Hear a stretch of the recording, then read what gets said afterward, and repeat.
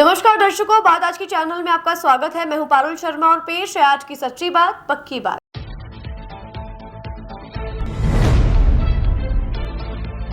भारत सरकार की योजनाओं को आम जनता तक पहुंचाने के लिए लगाई गई डाक चौपाल, देश भर में चलाया जा रहा है अभियान।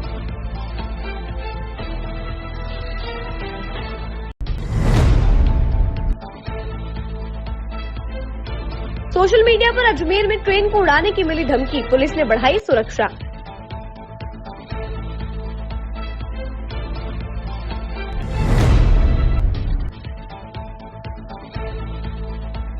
शराब का ठेका हटाने की मांग को लेकर ब्यावर में तीसरे दिन जारी रहा धरना, वार्ड संख्या 2 और 3 कर रहे हैं विरोध।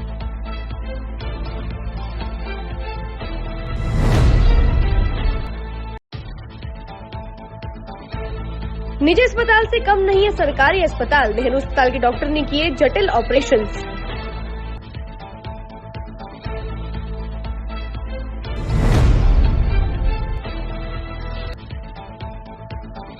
नसीराबाद में नशेड़ी कार चालक ने बाइक की मारी टक्कर, 2 लोग गंभीर रूप से घायल।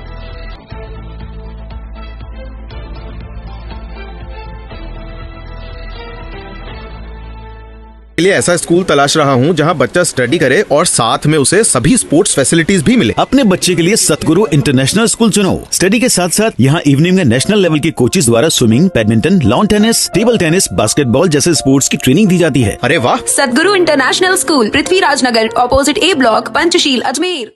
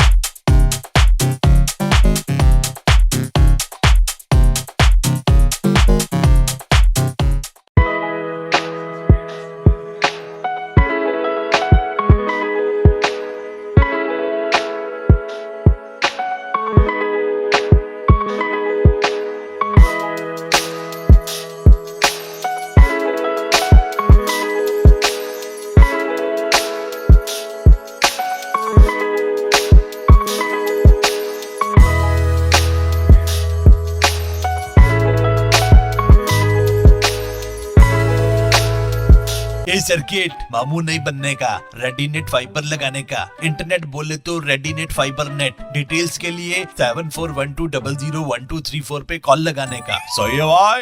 इंटरनेट बोले तो रेडीनेट फाइबर। अब शुरू करते हैं बातों का बेहतरीन सफर। भारत सरकार की योजनाओं को आम जन तक पहुंचाने के लिए डाक चौपाल का आयोजन किया जा रहा है। बता दें, पूरे भारत में 5000 लोकेशंस पर डाक चौपाल आयोजित किया जा रहा है। इसी के तहत अजमेर में 15 लोकेशंस पर डाक चौपाल का आयोजन किया गया है। वह 100 दिन की कार्य योजना के तहत यह आयोजन किया जा रहा है। बता दें, भारत सरकार की ओर से डाक विभाग की चलाई जा रही योजना को आम जन तक पहुंचाने के उद्देश्य से इसका आयोजन किया गया है। आज यहाँ डाक चौपाल का आयोजन किया जा रहा है।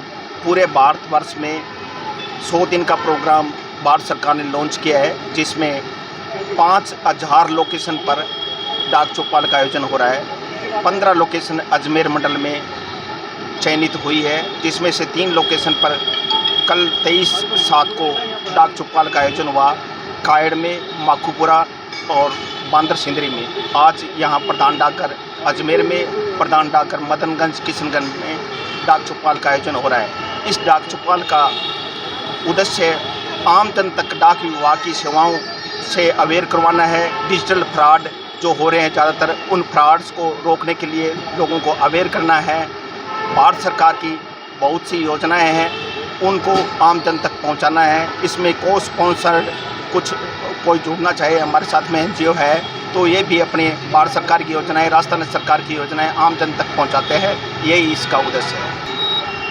आप सभी को नमस्कार। मेरा नाम मेल्विन स्टैनली है और CFAR संस्था, centre for advocacy and research संस्था में मैं कार्यरत हूँ। और हम लोग अभी 8 वार्ड हैं अजमेर के, उसमें 50 बस्तियों में हम लोग काम कर रहे हैं। और आज हमें सौभाग्य मिला है कि डाक चौपाल में हमारे सारे स्टाफ और हेल्प डेस्क मेंबर्स के साथ मिलकर के हम लोग यहाँ पर उपस्थित हैं, जिसमें हमें अधिक से अधिक जानकारी मिल रही है कि किस तरह की योजनाएं डाक सेवा की और डाक पोस्ट ऑफिस की चल रही है। और हमारा उद्देश्य यही रहेगा, क्योंकि हम लोग 50 बस्तियों में ऐसे लोगों के साथ काम कर रहे हैं जिन्हें योजनाओं की जानकारी नहीं है और वंचित हैं, वो कहीं की KYC पूरी नहीं है, किसी को गवर्नमेंट डिपार्टमेंट्स और विभागों के बारे में जानकारी नहीं है, तो हम उन लोगों के पास हम अपनी पहुंच बढ़ाएंगे। और उसके साथ साथ जो भी डाक सेवा की जो योजनाएं हैं सेंट्रल और राजस्थान गवर्नमेंट की स्कीम के साथ साथ, जैसे सुकन्या योजना है बच्चियों के लिए है और इस तरह की अन्य बहुत सारी योजना है, उसे जोड़ने का हम लोग काम करेंगे। हाँ, 0 साल से आप लोग 15 साल तक के बीच में कभी भी इसका खाता खुलवा सकते हैं और इसमें 250 रुपये पर मंथ आप लोग जमा हमें करना है और खाता खुलवाना है। और साल में लगभग 1.5 लाख रुपए तक आप लोग इसके खाते में जमा करवा सकते हैं। और ज़रूरी नहीं है कि हर महीने आप 250 रुपये जमा कराएं, आप कभी 5000 रुपये, कभी 1000 रुपये, कभी 500 रुपये, अगर किसी महीने अगर छूटता भी है तो कोई दिक्कत नहीं है, आप साल में कभी भी करवा सकते हैं। बच्चियों के लिए ये बहुत अच्छा है और ये समाज में एक बहुत अच्छा मैसेज भी जाता है इससे कि हमें बच्चियों को आगे बढ़ाना है, उनकी पढ़ाई के लिए और आगे विभाग के लिए पैसा जमा होता है। और एक अच्छा इंटरेस्ट रेट भी पोस्ट ऑफिस के द्वारा मिल रहा है, अभी 8.2 इस पर इंटरेस्ट रेट चल रहा है, जो बच्चियों के लिए और परिवार के लिए बहुत बड़ा सहयोग है। किस तरह की योजना है डाक विभाग के द्वारा आधार कार्ड का पूरा योजना चल रही है और क्या बोलते हैं, मैं बताना चाहता हूँ कि पासपोर्ट की सेवाएं चल रही है। साथ ही साथ अभी राखी का समय आने वाला है तो उसके लिए भी अलग से काउंटर बनाया गया है, अलग से लिफाफे उन्होंने तैयार कर रखे हैं ताकि जो हमारी माताएं बहनें हैं जिन्हें राखी भेजना है तो उसके लिए राखी के लिए उन्हें अलग से लाइन में लगने की ज़रूरत नहीं पड़े, इसके लिए एक अलग से काउंटर और सारी योजनाएँ के लिए काम किया है। अजमेर में ट्रेन को उड़ाने की धमकी देकर सोशल मीडिया प्लेटफॉर्म टेलीग्राम पर सांप्रदायिक सौहार्द बिगाड़ने का मामला सामने आया है। एक मैसेज में एक समुदाय विशेष पर टिप्पणी करते हुए लिखा गया है कि अजमेर की ट्रेन पर अब होगा हमला। इस मैसेज को टैग करके अन्य अकाउंट हैंडलर ने भी विवादित बयान करते हुए लिखा है कि कब आएगी ये शुभ घड़ी। इसके साथ ही रेलवे स्टेशन पर चेकिंग अभियान बढ़ा दिया गया है। GRP अजमेर में प्रभारी कंप्यूटर शाखा के पद पर posted head constable Subhash Chandra ने इसकी रिपोर्ट दर्ज करवाई है, जिसके बाद पुलिस ने मामला दर्ज कर जांच शुरू कर दी है। दिनांक 22/7/24 को सोशल मीडिया पर एक सूचना के आधार पर हेड कांस्टेबल श्री सुभाष चंद्र शर्मा, प्रभारी अधिकारी कंप्यूटर शाखा, पुलिस अधीक्षक कार्यालय GRP अजमेर ने उपस्थित थाना होकर एक रिपोर्ट पेश की कि social media platform Telegram app पर पोस्ट की गई आपत्ति कंटेंट सांप्रदायिक सौहार्द बिगाड़ने संबंधी मैसेज प्रसारित किया गया है, जिस पर प्रकरण दर्ज किया जाकर 31 थानाधिकारी महोदय श्री अनिल देव CI थाना अधिकारी GRP थाना अजमेर जांच कर रहे हैं। हाँ, व्हाट्सएप पे आई थी, सोशल मीडिया पे टेलीग्राम आया था जिसमें सर क्या लिखा हुआ था? ट्रेन उड़ाने वाली धमकी थी। सर मामला दर्ज हो गया? हाँ, जिस पे प्रकरण दर्ज किया गया है, जिस पे 135 नंबर। कौन है ये धमकी देने वाला? अज्ञात है, अज्ञात व्यक्ति के खिलाफ जांच की जा रही है। आपका नाम है? हेड कांस्टेबल छोटूलाल, मैसेज कब आया? GRP थाना अजमेर। ये मैसेज 13/7/24 का प्रसारित किया हुआ है। सर इसको अलग करा गया एजुकेशन को, ऐसी धमकी मिली इस प्रकार की जो चेकिंग? हाँ, चेकिंग 2 दिन से विशेष अभियान चलाया जा रहा है, जिसमें RPF स्टाफ और जीआरपी स्टाफ द्वारा संघन गश्त की जा रही है। उनका डिटेल किया गया है कि किसी ने? नहीं, अभी तक जांच जारी है, तलाश जारी है। अजमेर रोड पर वार्ड संख्या 2 व 3 के बीच खोले गए शराब के ठेके के विरोध में क्षेत्रवासियों की ओर से धरना शुरू किया गया, जहां आज तीसरे दिन भी धरना जारी रहा। वहीं बड़ी संख्या में क्षेत्र की महिलाएं, पुरुष तथा युवा शराब के ठेके के बाहर धरने पर बैठे रहे। इस दौरान धरनार्थियों ने आबकारी विभाग तथा प्रशासन के खिलाफ जमकर नारेबाजी की। क्षेत्रवासियों ने बताया कि प्रशासन को ज्ञापन देने तथा क्षेत्रवासियों की ओर से धरना दिए जाने के बाद भी आबकारी विभाग तथा प्रशासन के कानों पर जू तक नहीं रेंग रही है। पार्षद सुनीता भाटी ने बताया कि आबकारी विभाग ने नियमों को ताक में रखकर दुकान की लोकेशन स्वीकृत की है, जबकि यहां पास ही में मंदिर तथा स्कूल है। भाटी ने बताया कि शराब के ठेके के कारण शाम के समय यहां का माहौल बिगड़ जाता है। शराबी शराब पीकर यहां आसपास के घरों के बाहर पड़े रहते हैं, जिसके कारण यहां के महिलाओं का घर से निकलना दूभर हो गया है। भाटी ने प्रशासन के खिलाफ भी आक्रोश जाहिर करते हुए कहा कि धरना प्रदर्शन से पहले प्रशासन को ज्ञापन दिया गया था, लेकिन प्रशासन द्वारा कोई कार्यवाही नहीं होने के बाद ही धरना शुरू किया गया है। पार्षद मुन्नी देवी गहलोत ने भी ठेके का विरोध करते हुए बताया कि आबकारी विभाग तथा प्रशासन क्षेत्रवासियों के विरोध पर ध्यान नहीं दे रहा है, जिसके कारण क्षेत्रवासियों में आक्रोश बढ़ रहा है। लोगों को धरना देते हुए 3 दिन हो गए हैं। ये दारू का ठेका लगाया है और जबकि यहाँ पास में 50 मीटर की दूरी पे मुश्किल से सरकारी स्कूल है, जबकि नॉर्म्स और नियम के अनुसार आबकारी विभाग को पहले जांच पड़ताल करनी चाहिए कि ये ठेका खुलने लायक जगह है या नहीं है। स्कूल से कितनी दूरी, आसपास मंदिर भी है, पब्लिक के आवासीय क्षेत्र भी है, उसके बावजूद भी आबकारी विभाग ने इनको ठेके के लिए जगह की परमिशन दी है। और आम पब्लिक और वार्ड वालों को सभी का विरोध है कि यहाँ महिलाएं, बच्चे सभी रहते हैं और शाम को नाइट के समय ऐसा माहौल हो जाता है कि महिला और बच्चे अपने घर से बाहर नहीं निकल सकते हैं। क्या दोनों तरफ गलियां हैं, गलियों के अंदर दारू पी के लोग बैठे रहते हैं, घरों के बाहर चबूतरी पे पीने बैठ जाते हैं, तो महिलाएं कहाँ जाएंगी, शाम को अपने घर से बाहर भी नहीं निकल पाती है। तो हमारा यही अनुरोध है कि ये दारू का ठेका बंद होना चाहिए। इसकी इच्छा हो जाए खोलो, हम या तो इसको दारू का ठेका खोलने की परमिशन नहीं देंगे। और हमने कलेक्टर साहब को ज्ञापन भी दिया है और एसडीएम साहब का कहना है कि आपने ज्ञापन तो दिया लेकिन परमिशन नहीं ली है धरने की। तो धरने की परमिशन में हमने जब ज्ञापन दिया था उसी समय कह दिया था अगर इस पे कार्रवाई नहीं हुई तो हम धरना विरोध प्रदर्शन करेंगे। ज्ञापन देने के बाद हम लोगों ने धरना विरोध प्रदर्शन किया है। यह ठेका लगा, दारू की दुकान वाले ने यह ठेका लगा रखा दारू का और सारे मोहल्ले वाले को बहुत परेशानी होती है, क्योंकि लेडीज भी आती है, बच्चे भी आते हैं और पीपी के दोनों गलियां इधर आ गई तो दोनों गलियां के अंदर पीपी के दारू के बोतलें फेंकेंगे तो सारे मोहल्ले वाले इकट्ठे होके और हमने यहाँ ठेका लगाया, ये धरना लगाया।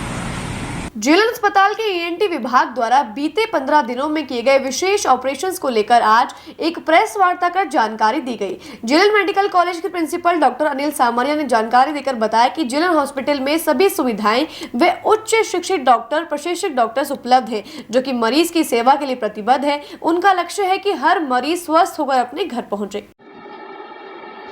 नमस्कार। अजमेर शहर के लिए बहुत ही खुशी की बात है कि हमारे यहाँ जटिल से जटिल सर्जरियाँ जवाहरलाल नेहरू चिकित्सालय में होने लगी हैं। हमारे चिकित्सालय में काफ़ी काबिल तारीफ डिपार्टमेंट्स हैं, काफ़ी अच्छे सर्जन्स हैं, फिजिशियंस हैं और सारे डिपार्टमेंट अप टू डेटेड है, जो कि आज बड़े बड़े मेट्रो सिटीज़ में अवेलेबल है। उससे भी अच्छी सर्जरी करने वाले, इलाज करने वाले अब आज अजमेर में उपलब्ध हैं। इसी की कड़ी में हम डॉक्टर दिग्विजय सर, जो कि एचओडी है ईएनटी के, और उनकी टीम जिसमें कि डॉक्टर योगेश असीरी सर, विक्रांत जी और उनके सहयोगी सारी टीम, एनएस शिक्षा विभाग के एचओडी मैडम एन खरे साहब, उनकी टीम, रेडियोलॉजी डिपार्टमेंट की रीना माथुर मैडम, इन सब के बिना असंभव है, क्योंकि ये कि टीम वर्क है जिसके बाद इतनी जटिल सर्जरियाँ की जाती हैं। तीनों ही सर्जरियों में जान जाने का जोखिम 100% होता है, लेकिन इन तीनों की ज़िंदगी बचाने में इनका बहुत ही अच्छा कार्य रहा है। आपको अभी खरे साहब ने बहुत ही अच्छा डिटेल बताया कि एक नेज़ोफेजियल एंजियोफाइब्रोमा का ऑपरेट किया है, जो कि डिफरेंट तरीके से किया गया है, जिसमें ब्लीडिंग बहुत लेस हुई है, बहुत ही कम हुई है और बच्चा बिल्कुल सुरक्षित और अच्छा है आपके सामने प्रस्तुत किया गया। कैरोटिड बॉडी ट्यूमर एक बहुत ही जानलेवा ट्यूमर हो सकता है, इसके ऑपरेशन के दौरान भी जान जा सकती है। इसकी बड़ी सफलता से बहुत ही बारीकी से ऑपरेशन करके बच्चे को नया जीवन दान दिया गया है। तीसरा ऑपरेशन हमारा जो रहा है tracheal stenosis. Commonly tracheal stenosis dilatation से भी करी जा सकती है, पर इसके इतना डिफ़िकल्ट प्रोसीजर था, बहुत ही नैरो स्पेस था। जैसा कि बताया गया, टी हमारे को जो टी पीस लिया गया है वो यहाँ से महायोजना से बड़े दे के हमारे काफ़ी सुविधा दी गई है, जिसके लिए सरकार को धन्यवाद। और सर्जन्स ने काफ़ी अच्छा सर्जरी करी है। आपके सामने बच्चा आज सांस ले पा रहा है, अन्यथा ही सांस के कमी की वजह से बच्चे की दुर्घटना होकर जान जा सकती थी। तो मैं इन पूरे विभाग को, जवाहरलाल नेहरू को, चिकित्सालय को धन्यवाद के पात्र हैं और प्रशासन, सरकार, सभी को मैं धन्यवाद अर्पित करना चाहता हूँ। इसी की कड़ी में मैं जो सर्जन हमारे पास मौजूद है, HOD डिपार्टमेंट ऑफ ENT, जो कि विस्तृत जानकारी देंगे क्या क्या ऑपरेशन किया, कैसे किया, डॉक्टर दिग्विजय सिंह जी। जी सर। ENT डिपार्टमेंट बधाई के पात्र है, क्योंकि जो ये इंटरनेशनल लेवल की सर्जरी करी है एक छोटे टाउन अजमेर जैसे टाउन में सर्जरी करके, ENT, रेडियोलॉजी और एनेस्थीसिया विभाग को बहुत बहुत बधाइयाँ। ये ऐसी सर्जरी देखने को रेयरली मिलती है और ये हमारे रेजिडेंट्स के लिए भी बहुत अच्छी बात है और विभाग के लिए भी बहुत अच्छी बात है कि इस तरह की सर्जरी इन्होंने करके, चुनौतीपूर्ण सर्जरी करके इस अस्पताल का नाम ऊँचा किया। राज्य सरकार का तो है जो सब सारी सुविधाएं फ्री में उपलब्ध कराई हैं और बच्चे तीनों सुरक्षित हैं। यही मेडिसिन विभाग इसमें हेल्प करता है सर्जन को, कि जबकि मेन चुनौतीपूर्ण कार्य जो है वो ENT विभाग का है। ठीक कहना चाहूँगी कि ये जो हमारे पास मशीन है 128 स्लाइस, इसमें बड़े थिन सेक्शंस आते हैं और ये जो जटिल सर्जरी है इसमें सर्जन को पूरे स्ट्रक्चर्स, जो आसपास के स्ट्रक्चर्स हैं, उनके बारे में पता होना बड़ा आवश्यक होता है। एक ज़रा सी गलती एक बहुत बड़ी ब्लीडिंग का कॉज बन सकती है और मरीज़ की टेबल पे डेथ भी हो सकती है। ये थोड़ी रिस्की सर्जरी होती है और मेरी टीम डॉक्टर निर्भय, डॉक्टर अविनाश गुप्ता, हम सब ने मिलके स्पेशली बहुत ध्यान से देखा, क्योंकि मैडम ने बताया रेयर केसेस हैं, ऐसे ट्रेकियल स्टेनोसिस के भी ऐसे केसेस देखने को नहीं मिलते, ना कैरोटिड बॉडी ट्यूमर्स देखने को मिलते हैं। ये रेयर केसेस हैं जो देखने पर एकदम हम भी और पढ़ते हैं कि क्या ये वाकई में वही है या हो सकता है। हम डिफरेंशियल डायग्नोसिस में इनको रखते हैं और इस तक पहुंचने के लिए काफ़ी और भी हमें गूगल वगैरह पे सर्च करना पड़ता है, वो हम कर पाए और हम हेल्प कर पाए ENT सर्जन्स को कि वो आगे बढ़ें और इस सर्जरी करें। अजमेर रोड स्थित शॉपिंग कॉम्प्लेक्स के सामने नशे में धुत कार चालक ने तेज गति एवं लापरवाही से वाहन चलाते हुए बाइक की टक्कर मार दी, जिससे बाइक पर सवार 2 व्यक्ति गंभीर रूप से घायल हो गए हैं। मौके पर मौजूद लोगों ने बताया कि कार चालक गुर्जरवाड़ा अराई निवासी सीताराम और उसमें सवार बोराड़ा निवासी पिंटू दोनों ही नशे में थे। कार को नसीराबाद की तरफ से तेज गति से चलाते हुए शॉपिंग कॉम्प्लेक्स के सामने मोटरसाइकिल को जोरदार टक्कर मार दी गई, जिससे मोटरसाइकिल सवार दोनों व्यक्ति गंभीर रूप से घायल है। घटना की सूचना लोगों द्वारा 108 के पायलट अजय चौधरी एवं EMT नारायण लाल गुर्जर को दी गई, जिस पर 108 के एम्बुलेंस कर्मी तुरंत घटनास्थल पर पहुंच गए हैं, जहां से घायलों की हालत गंभीर होने पर तुरंत अजमेर उपचार के लिए पहुंचाया गया है। मिली जानकारी के अनुसार बाइक पर सवार बांदनवाड़ा निवासी सुखपाल पुत्र छोटू लाल भील और राधेश्याम पुत्र भानु को अजमेर इलाज के लिए ले गए हैं। वहां मौजूद लोगों ने बताया कि बाइक सवार के साथ एक महिला ग्राम पिपरोली निवासी काली पत्नी राधेश्याम भी थी। कार चालक दुर्घटना कारित करने के बाद कार को लेकर मौके से फरार हो गया है, लेकिन कुछ दूर पर लोगों ने कार रुकवाकर सिटी पुलिस थाना को इसकी सूचना दी है। सूचना पर सिटी पुलिस थाने के head constable Champalal, constable Rinku Meena, Praveen Meena, Sukhpal मौके पर पहुंचकर दोनों युवकों को सिटी पुलिस थाने ले गए और दुर्घटनाग्रस्त वाहन एवं मोटरसाइकिल भी थाने ले गए हैं। 108 पे सूचना मिली कि यहाँ पे आर्मी एरिया में एक बहुत बड़ा एक्सीडेंट होगा, जहाँ पे हम मौके पे पहुंचे तो वहाँ पे एक लेडीज थी और 2 जेंट्स थे। जेंट्स जो थे उनकी हालत बहुत ज़्यादा गंभीर थी और लेडीज़ थी उसके वो एकदम स्वस्थ थी, तो हम उसको तुरंत वहाँ से जिलन हॉस्पिटल ले गए। आपका नाम? मेरा नाम अजय चौधरी, EMT नारायण गुर्जर। बातों को देते हैं थोड़ा सा विराम, जल्दी मिलते हैं एक नए सफर पर। लिए ऐसा स्कूल तलाश रहा हूँ जहाँ बच्चा स्टडी करे और साथ में उसे सभी स्पोर्ट्स फैसिलिटीज भी मिले। अपने बच्चे के लिए सतगुरु इंटरनेशनल स्कूल चुनो। स्टडी के साथ साथ यहाँ इवनिंग में नेशनल लेवल के कोचेज द्वारा swimming, badminton, lawn tennis, table tennis, basketball जैसे स्पोर्ट्स की ट्रेनिंग दी जाती है। अरे वाह! सतगुरु international school, Prithviraj Nagar, opposite A block, Panchsheel, Ajmer.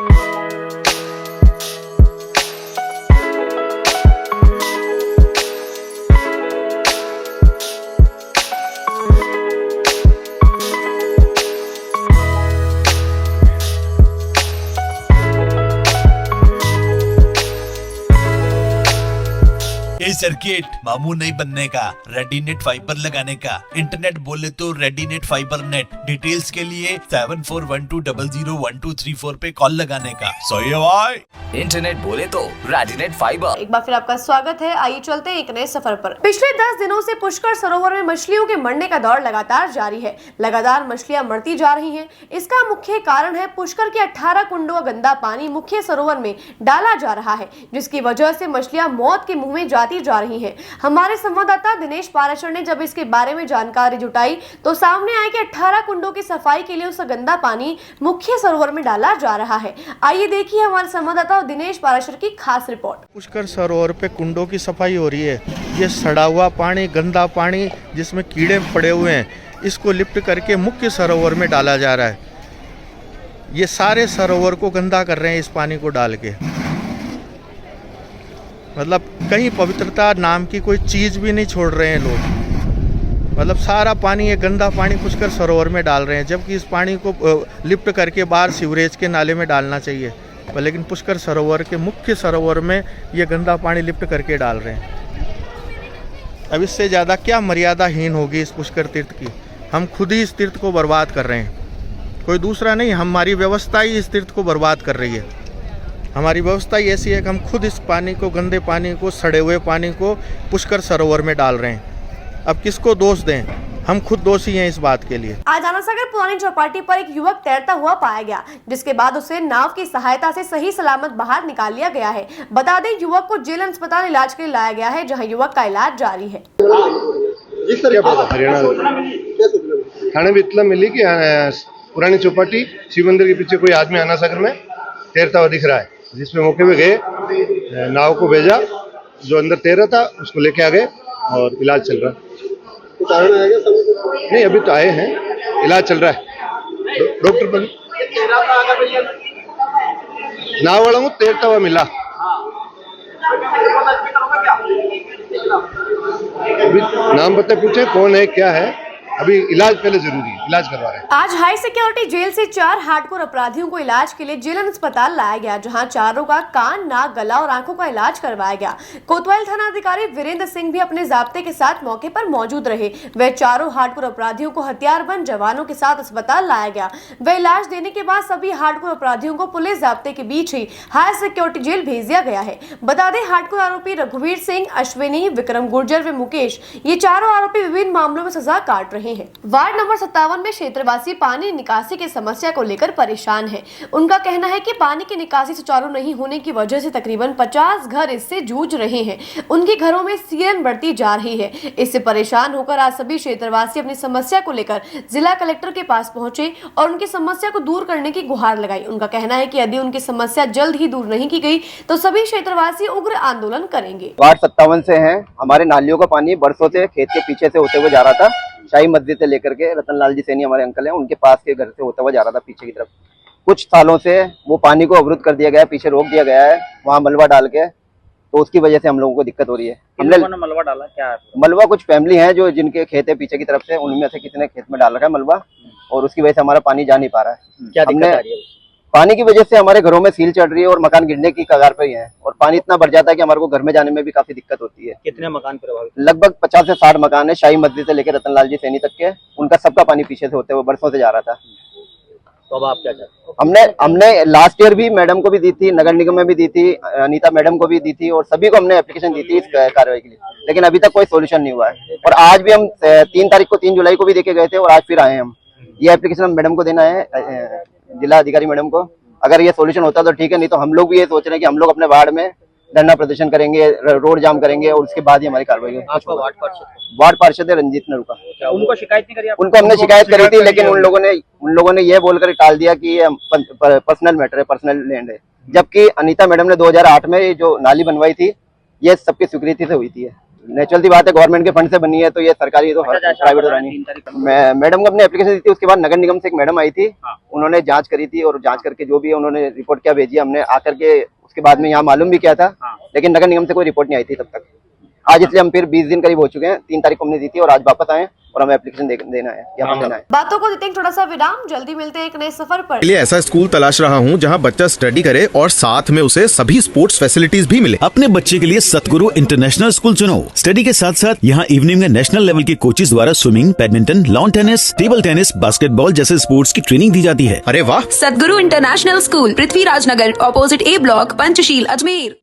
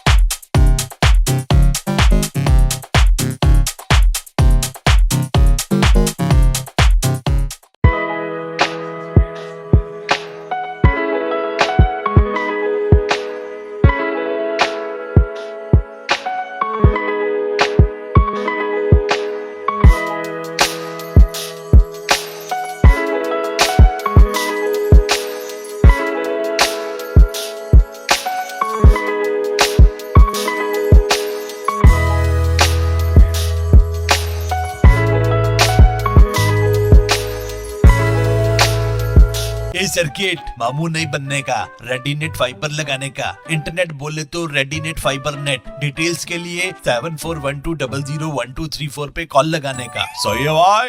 Internet बोले तो रेडीनेट फाइबर। एक बार फिर आपका स्वागत है। आइए चलते हैं एक नए सफर पर। गुरु पूर्णिमा के उपलक्ष्य में तुलसी सेवा संस्थान द्वारा अजमेर के जवाहर रंगमंच में आचार्य श्री किरीट भाई ऋषिश्वर ने प्रवचन दिया और शिष्यों के प्रश्नों के उत्तर देते हुए उनका मार्गदर्शन किया। कार्यक्रम की जानकारी देते हुए डॉक्टर विष्णु चौधरी ने बताया कि तुलसी सेवा संस्थान द्वारा गुरु पूर्णिमा के उपलक्ष्य में हर वर्ष इस तरह के कार्यक्रम आयोजित करवाए जाते रहे हैं और आज सभी शिष्यों को आचार्य किरीट जी के प्रवचन सुनने का सौभाग्य प्राप्त हुआ है।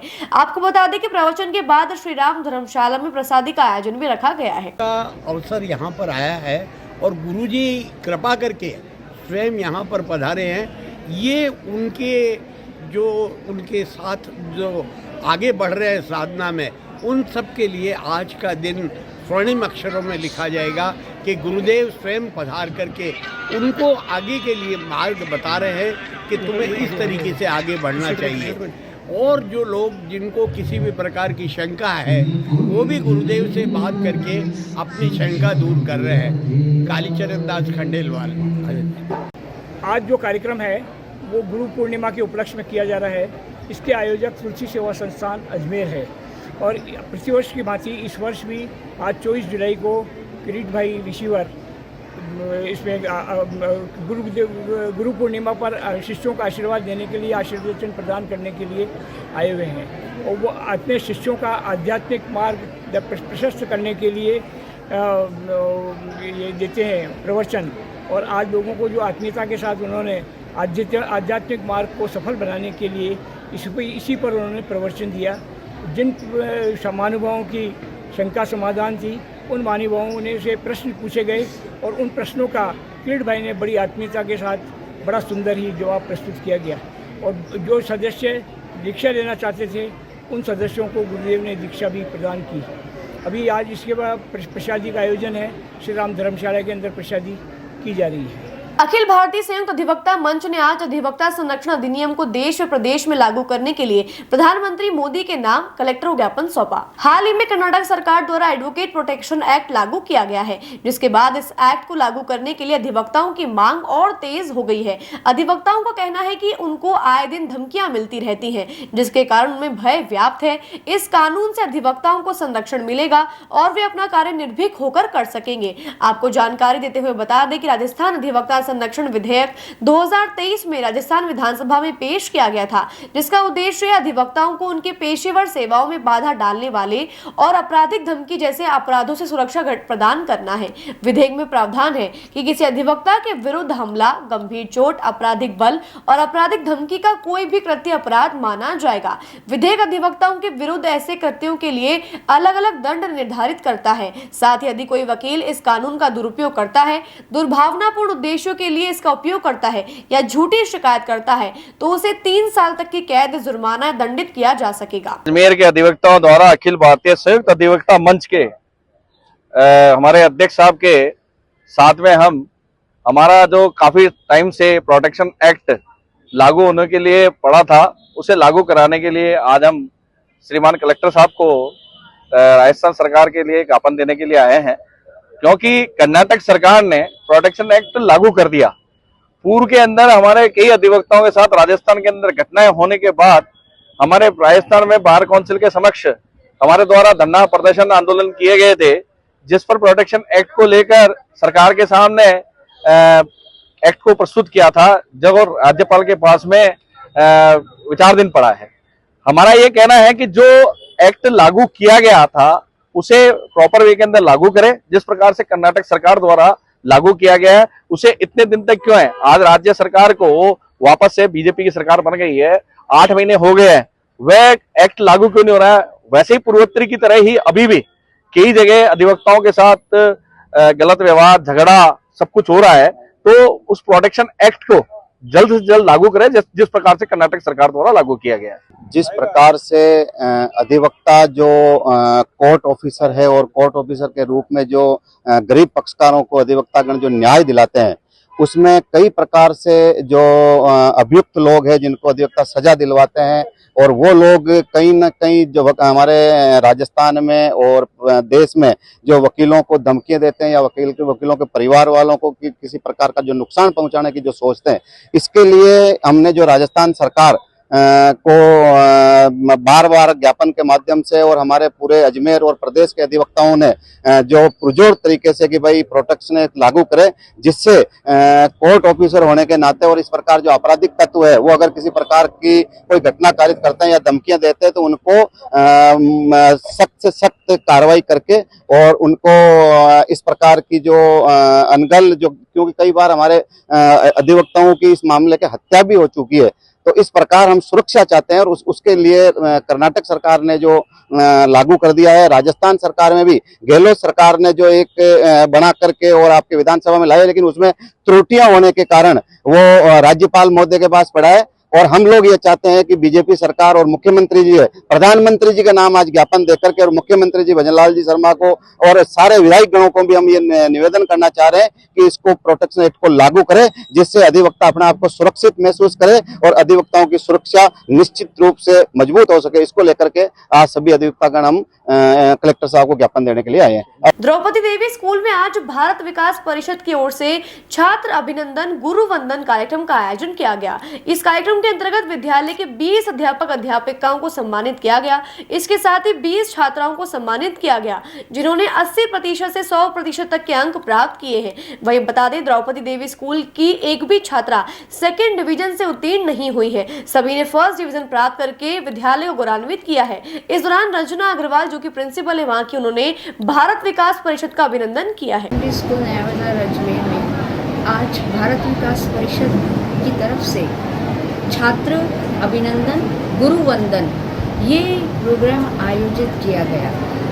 इसके अंतर्गत विद्यालय की 20 अध्यापक अध्यापिकाओं को सम्मानित किया आपके द्वारा, जिनका परीक्षा परिणाम सदैव की भांति इस बार भी छात्राओं का उल्लेखनीय परिणाम रहा मेरिट में छात्राएं, अधिकांश छात्राएं मेरिट में उत्तीर्ण हुई, जो 90 से अबव 99, 98, 97 इस तरह की परसेंटेज लाने वाली छात्राओं को सम्मानित आपने किया। उन अध्यापिकाओं के परिश्रम को, उनकी लगन, उनकी मेहनत को सम्मानित किया। इस कार्यक्रम के अंतर्गत 20 छात्राओं को भी सम्मानित किया, जो कि 90 से अबव 80% से लेकर 100 के बीच में जो थी, उनमें से केवल हमने 20 को चुना, उनको भी सम्मानित किया गया, जिन्होंने विद्यालय का नाम रोशन किया, विद्यालय को गौरवान्वित किया। हर वर्ष की बातें, इस बार भी हमारे विद्यालय की कोई भी छात्रा जो है वो सेकंड डिवीज़न में उत्तीर्ण नहीं हुई, यानी सारी छात्राएं प्रथम श्रेणी में 62 से अबव मार्क्स लेकर उत्तीर्ण हुई हैं। विद्यालय की इन सभी को आपने सम्मानित किया, उपरना पहनाया, सर्टिफिकेट्स दिए और चरण स्पर्श कराकर अध्यापक अध्यापिकाओं का उनमें संस्कारित किस तरह से जीवन होता है, माता पिता जो यहाँ पर उपस्थित थे उनके भी चरण वंदन करवाया छात्रों से, ताकि एक संस्कार बच्चों में भारतीय संस्कृति के प्रति जागरूकता हो। ये कार्यक्रम आयोजित किया गया, जिसके लिए मैं विद्यालय में भारत विकास परिषद का अभिनंदन और आभार व्यक्त करती हूँ। धन्यवाद। रंजना अग्रवाल। यहाँ पर कौन कौन मुख्य अतिथि थे आपके? मुख्य अतिथि डॉक्टर सुरेश गाबा थे, डॉक्टर गर्ग थे, डॉक्टर गोयल थे। इनके भारत विकास परिषद के 15 जो सदस्य थे, उनके पदाधिकारी जो थे वो ही इस कार्यक्रम में अध्यक्ष थे, वो ही मुख्य अतिथि थे। उन्हीं की तरफ से कार्यक्रम आयोजित किया गया था। रंजना अग्रवाल, प्रिंसिपल, द्रौपदी देवी सीनियर सेकेंडरी स्कूल, नया बाजार। दिगंबर समाज जैन मुनि के अजमेर चातुर्मास की घोषणा के बाद अजमेर में विहार करके किशनगढ़ जाने के मामले में श्री जैन मुनि सेवा संघ समिति ने इस मामले में बड़ा धड़ा पंचायत समिति के अध्यक्ष प्रदीप पाटनी और समाज के ही समाजसेवी कार्यकर्ता संदीप बोहरा को समिति से निष्कासित कर दिया है। निष्कासन के बाद आज प्रदीप पाटनी और संदीप बोहरा ने पत्रकार वार्ता आयोजित करते हुए बताया कि समिति में आपसी विवाद और विविधता के कारण इस बार जैन मुनि का अजमेर में चातुर्मास कार्यक्रम आयोजित नहीं हो पाया। इतना ही नहीं, उनके विपक्षों द्वारा सोची समझी साजिश के तहत उनको मोहरा बनाते हुए इस चतुर्मास की आड़ में उन्हें समिति से निष्कासित करके उन्हें न सिर्फ समाज में बल्कि पूरे देश में बेइज्जत करने का काम किया गया है। यही वजह है कि निष्कासित हुए बड़ा धड़ा पंचायत समिति के अध्यक्ष प्रदीप पाटनी ने पत्रकार वार्ता में कहा कि वह अब समिति के कुछ सदस्यों के खिलाफ कोर्ट में मानहानि का दावा भी करने वाले हैं। अजमेर के कुंदा नगर स्थित फूस की कोठी में रेलवे की जमीन पर किए गए अतिक्रमण पर आज रेलवे के पीले पंजे ने कार्यवाही करते हुए अतिक्रमण को ध्वस्त किया। जानकारी के अनुसार होमगार्ड में तैनात एक महिला कर्मचारी के द्वारा रेलवे की जमीन पर पक्का निर्माण करके 2 कमरों का अतिक्रमण किया गया था, जिसके बाद कई बार पहले रेलवे के द्वारा महिला को नोटिस भी जारी किया गया था, लेकिन उसके बावजूद भी जब महिला ने नोटिस का जवाब नहीं दिया तो उसके बाद आज रेलवे पुलिस की मौजूदगी में रेलवे अधिकारियों ने पीले पंजे की मदद से अतिक्रमण को ध्वस्त किया। ये फूस की कोठी में जो है रेलवे लैंड के अंदर कुछ लोगों ने प्राइवेट जो है बना रखे थे, मकान तो नहीं कहेंगे, ये मतलब कोर्टयार्ड बना रखा था, किसी ने बाथरूम बना रखा था जो कि गैर कानूनी था और इनको काफ़ी बार नोटिस दिया गया, चेतावनी दी गई भी आप अपना यह हटा लो, लेकिन इनके द्वारा नहीं हटाया गया। मान गए थे, बोला ठीक है सर आप तोड़ दीजिए, तो एक समय पर कार्रवाई की गई है जो कि सिविल पुलिस और रेलवे पुलिस जीआरपी के द्वारा से भाग लिया गया। इसमें आज लगभग 4 मकानों के पीछे का जो है अतिक्रमण वाला हिस्सा हटाया गया है। ये फूस की कोठी है जी, और 120 साल पुरानी फूस की कोठी है और 110 लगभग यहाँ पे निवास करते हैं यहाँ पर लोग बाग। उसके अलावा ये कुछ नाले के ऊपर, रेलवे की जो नाला है उसके ऊपर कुछ लोगों ने अपने बाड़े या कुछ खाली स्थान पड़ा हुआ था तो उन्होंने कुछ अतिक्रमण वगैरह कर लिया था और इन लोगों को पहले नोटिस भी दिया गया था और नोटिस देने के बाद में आज कुछ फोर्स के कुछ जाब्ता वगैरह करके आए हैं तो इनको ध्वस्त कर दिया गया है और काफ़ी पुलिस महकमा वगैरह सब साथ में, इस वजह से इनको तोड़ा गया है। आज के लिए बस इतना ही। कल फिर होगी आपसे मुलाकात, तब तक के लिए दीजिए इजाजत। नमस्कार।